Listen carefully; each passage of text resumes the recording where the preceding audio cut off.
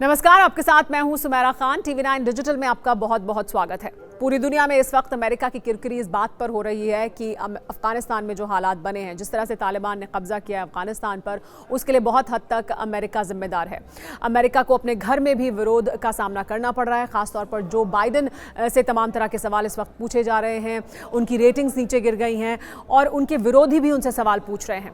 लेकिन एक और बड़ी मुसीबत जो बाइडन के सामने उठ ये खड़ी हुई है कि अब रिपब्लिकन्स ने एक चिट्ठी लिखी है और इस चिट्ठी के बारे में जो जानकारी मिल रही है वो ये कि उसमें सवाल उठाए गए हैं कि अमेरिका के पैसों से जो हथियार दिए थे अफगानियों को, अफगान सेना को, उसके जरिए अमेरिका ने तालिबान को बहुत ज़्यादा ताकतवर बना दिया है। तो न सिर्फ ये कि जिस तरह के हालात बने, जिस तरह से अमेरिका की सेना छोड़कर जा रही थी या छोड़ रहे थे जो बाइडन अफगानिस्तान को, उसकी वजह से वो मुफीद ग्राउंड मिला तालिबान को जिसमें वो तेज़ी से कब्जा कर पाए अफगानिस्तान पर।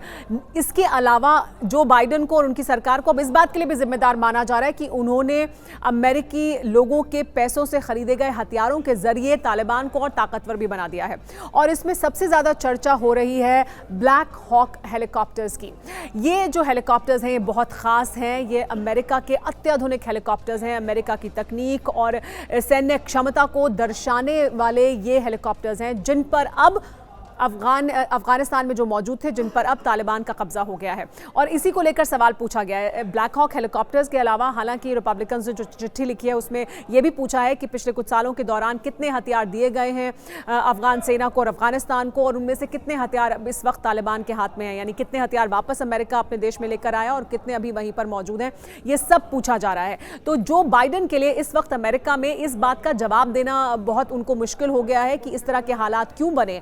अमेरिका ने या सरकार ने ये क्यों नहीं सोचा, सेना ने क्यों नहीं सोचा कि किस तरह से वो इन अत्याधुनिक और अहम हथियारों को वापस लेकर आएगा। यानी अमेरिका वहां से छोड़कर सब कुछ वापस आ रहा था, लेकिन उसके बावजूद ये तमाम अहम हथियार वहीं पर, ये अहम व्हीकल्स वहीं पर छोड़कर आ रहा था जो अब तालिबानियों के हाथ लग गए हैं। आइए आपको एक सरसरी तरीके से, एक बहुत ही ब्रीफ में मैं आइए आपको बताती हूँ कि वो कौन से हथियार हैं, वो कौन से व्हीकल्स हैं, वो कौन से एयरक्राफ्ट हैं जिनको लेकर ये सवाल उठ रहे हैं। लगभग ऐसा कहा जा रहा है कि 40 एयरक्राफ्ट हैं जो तालिबान के कब्जे में हैं, जिनमें ब्लैक हॉक हेलीकॉप्टर्स भी शामिल हैं। ब्लैक हॉक हेलीकॉप्टर्स के अलावा ये भी बताया जा रहा है कि 200 सैन्य जो गाड़ियाँ हैं, बख्तरबंद गाड़ियाँ हैं, वो भी तालिबान के कब्जे में हैं, जिनमें हमवी भी हैं और बाकी और गाड़ियाँ भी हैं। तो ये उनके, इसके अलावा स्कैन ईगल मिलिट्री ड्रोन है, स्काउट अटैक हेलीकॉप्टर हैं, ये सब भी तालिबान के कब्जे में आ गए हैं।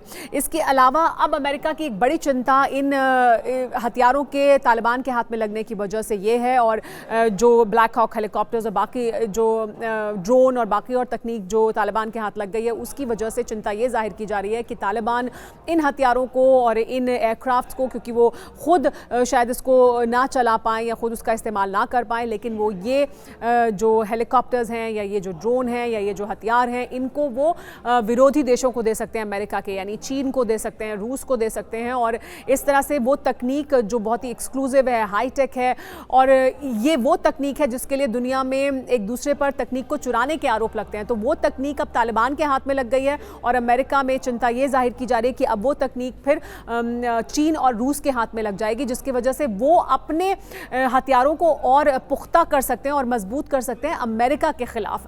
तो अमेरिका के पास से ये जो तकनीक है ये वहां पहुंच जाएगी।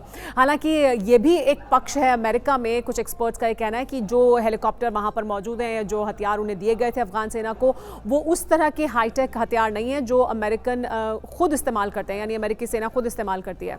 हालांकि इसको लेकर अलग अलग पक्ष सामने आ रहा है। एक पक्ष ये भी है जो कहता है कि नहीं, बिल्कुल हाईली इक्विप्ड हाईटेक जो व्हीकल्स हैं, जो हेलीकॉप्टर्स हैं, वही दिए गए थे अफगान सेना को, क्योंकि ये सब जो हुआ अभी पिछले कुछ दिनों के दौरान, उससे ठीक पहले 7 जो विमान हैं वो पहुंचे थे अफगानिस्तान, और उनको लेकर तस्वीरें साझा की गई थी कि कैसे देखिए अफगान सेना को और हथियार दिए जा रहे हैं। इसके अलावा आपको ये भी बता दें कि एक अमेरिकी सैन्य अधिकारी हैं, उनके हवाले से बताया जा रहा है कि अभी तक जो अफगान सेना के हाथ लगे हैं उसमें नाइट विजन गॉगल्स हैं, कम्युनिकेशन उपकरण हैं, और ये जो हैं बहुत बड़े गेम चेंजर साबित हो सकते हैं तालिबान जो गृह युद्ध लड़ लड़ रहा है इस वक्त या लड़ेगा अफगानिस्तान में, उसमें 2003 से अभी तक अफगान सेना को 16,000 नाइट विजन गॉगल्स और 1,62,000 संचार उपकरण दिए गए थे और ये सब अब तालिबान के हाथ में हैं। इसके अलावा 6 लाख इन्फेंट्री हथियार हैं जिनमें घातक M16 असॉल्ट राइफल शामिल हैं, वो भी अब सब तालिबान के कब्जे में है। अफगानिस्तान में सैन्य अभियान की देखरेख करने वाली US सेंट्रल कमांड ने बताया है कि 2016 से 2019 तक उसके प्रमुख थे रिटायर्ड जनरल जोसेफ वोटल। उनका यह कहना है कि तालिबान के हाथ लगी जो मशीन गने हैं, मोर्टार हैं, हथियार हैं, ये जो गृह युद्ध तालिबान अब लड़ेगा और लड़ रहा है अफगानिस्तान में, उसमें उसके लिए बहुत बड़ी मदद साबित होंगी। लेकिन यह भी कहा जा रहा है कि अमेरिका ने 2014 से कुछ नहीं सीखा। अमेरिका ने 2014 में इराक को जो सैन्य हथियार दिए थे, जो उपकरण दिए थे, वो सब ISIS के लड़ाकों के हाथों लग गए थे और फिर उनका इस्तेमाल उन्होंने अमेरिका के ही खिलाफ किया और अमेरिका के मिशन को ही नेस्त नाबूद करने के लिए उसका इस्तेमाल किया। उससे भी अमेरिका ने कुछ नहीं सीखा। इस तरह से अफगान सेना को ये तमाम हथियार और उपकरण देने, ये हेलीकॉप्टर देने अब अमेरिका के लिए खुद के लिए ही घातक साबित हो सकता है। हालांकि ये भी अब कहा जा रहा है कि अमेरिका इस बात पर विचार कर रहा है, जो बाइडेन, उनकी सरकार और सेना इस बात पर विचार कर रही है कि एयर स्ट्राइक्स की जा सकती हैं, ये जो बड़े उपकरण हैं, जो हेलीकॉप्टर्स हैं या बड़ी जो गाड़ियां हैं, उनको नष्ट करने के लिए, ताकि तकनीक किसी और के हाथ ना लगे, ताकि उनका इस्तेमाल तालिबान ना कर पाए। लेकिन इस समय एयर स्ट्राइक करने के बारे में सोचने से पहले अमेरिका को ये सोचना होगा कि अभी वो तालिबान को बहुत ज़्यादा उकसाना नहीं चाहता है, क्योंकि अभी पूरी तरह से अमेरिकी नागरिक और अमेरिकी समर्थक लोग जो अफगानिस्तान में हैं उनको इवैक्यूएट नहीं किया गया है। तो अमेरिका जब ये सब कर लेगा उसके बाद इसके बारे में भी विचार करेगा कि कैसे इन हथियारों को जो तालिबान के हाथ लग गए हैं उनको नष्ट किया जाए। लेकिन तब तक क्या तालिबान उसका इस्तेमाल कर कर अपने आप को और ताकतवर बना लेगा, क्या दूसरे विरोधी देशों को दे देगा, ये सवाल अभी बने हुए हैं और जो बाइडेन के लिए एक नई मुसीबत उठ खड़ी हुई है। फिलहाल मेरे साथ इस वीडियो में इतना ही। शुक्रिया।